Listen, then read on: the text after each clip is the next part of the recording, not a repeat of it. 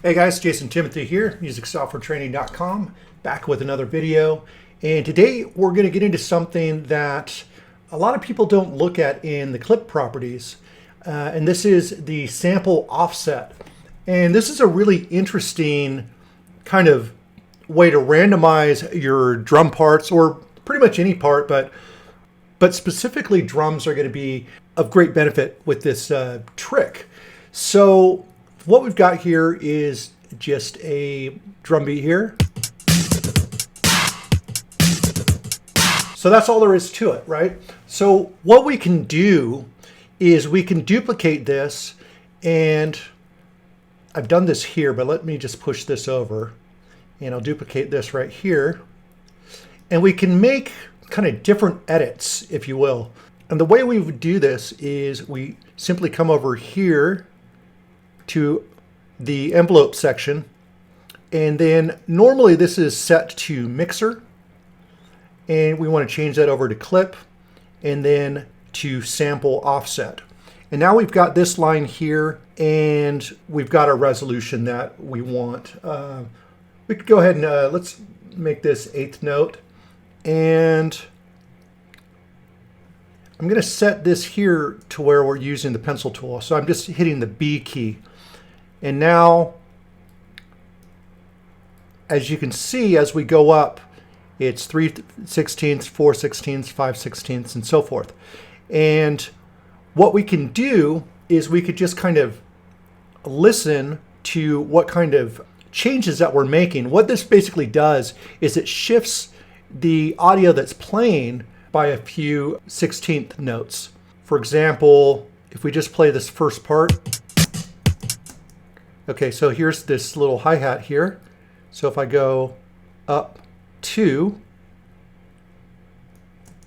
as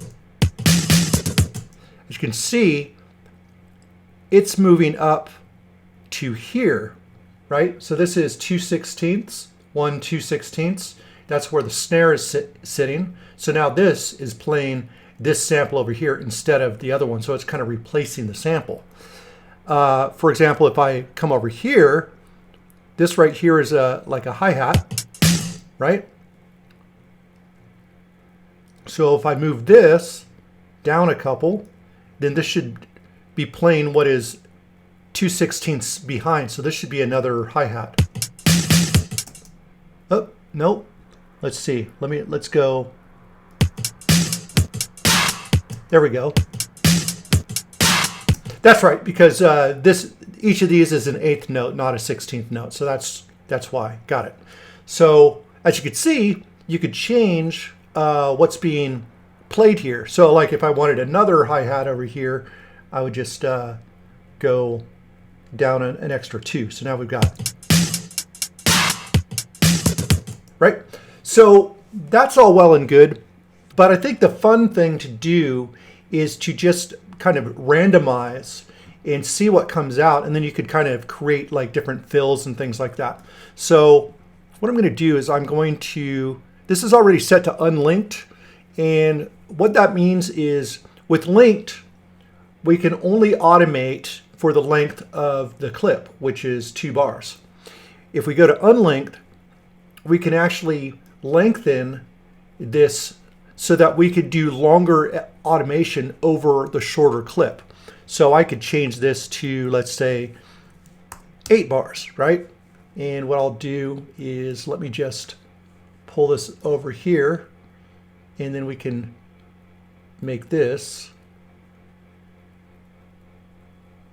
8 bars right there. So now I could just kind of randomly kind of play with different parts here and see what comes of it.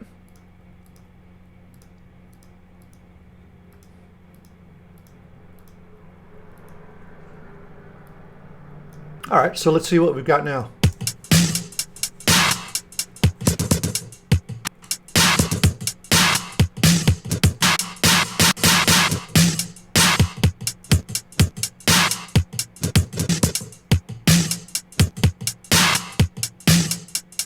So interesting little ways to juggle the beats, if you will. And what you can do is you can just take this clip with its automation, right? Put it on another track. And you could throw it underneath the main beat here. So we've got our regular beat here, and then we've got this one here. Let's just change the color real quick so we're not confused by which is which. This is the original and this is the other. So what I can do is I can bring the volume down a little bit so it's not as pronounced as up here.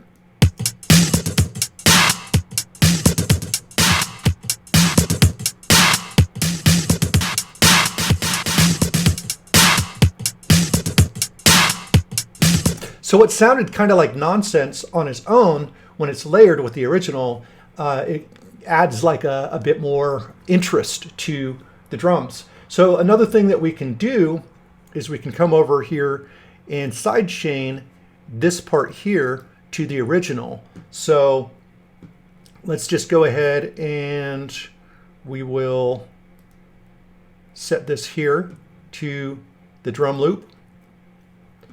And just so we're not only focused on the kick, I'm going to bring this to a high pass so it's affected by more of the upper frequencies.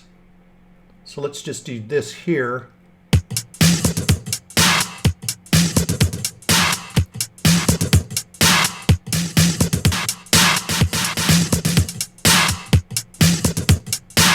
And by doing that, it keeps kind of a solid beat while at the same time adding just some extra details and textures and things like that.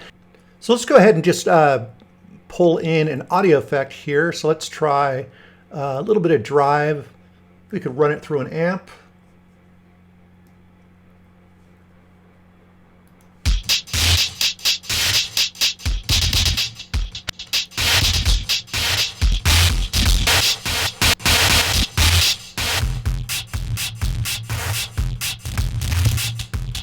Kind of an interesting tone.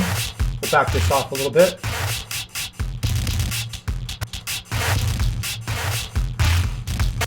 And let's try erosion.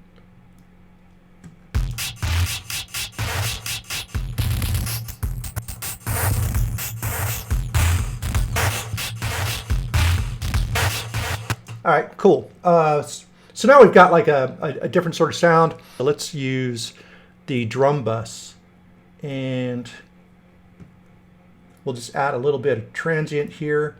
Yeah, let's add a little drive too, but I'll back off the wet dry just a little bit.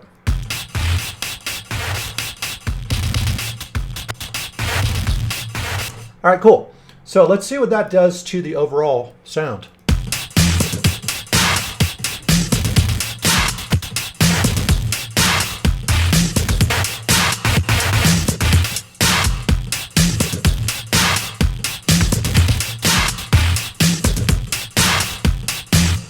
And this is what we had before.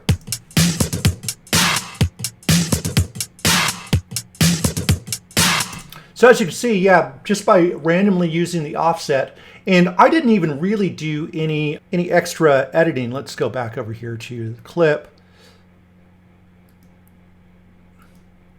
As you remember, I just left it like this, and it just did interesting things in layering. So, you know, we could always cut out the bits we like or do whatever we want. But yeah, that is just another tool that you could put in your toolbox just for creating some differentiation in your drums. So give that a shot and see if something cool comes out. I'm always a fan of randomized things that give me something that's unexpected. So go ahead and play with this and let me know what kind of mileage you get out of it. Enjoy.